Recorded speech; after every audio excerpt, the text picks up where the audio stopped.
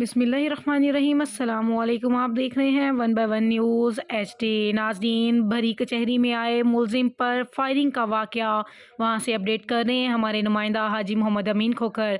जी, क्या तफसील है आपके पास?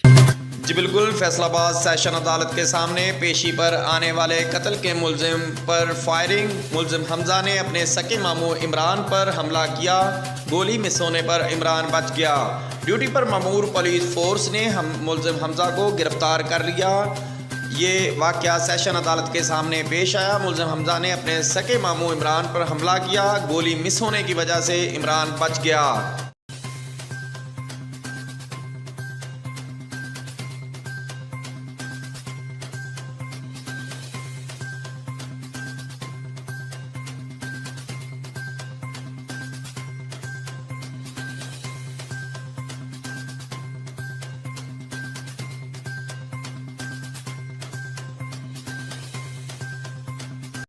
कैमरामैन टीम के साथ Haji Amin Khokhar, channel 1 by 1 news HD Faisalabad. ताज़ा तरीन अपलोड्स की नोटिफिकेशन हासिल करने के लिए हमारे चैनल को सब्सक्राइब करें और साथ में दिए गए घंटी के निशान को दबाना ना भूलें।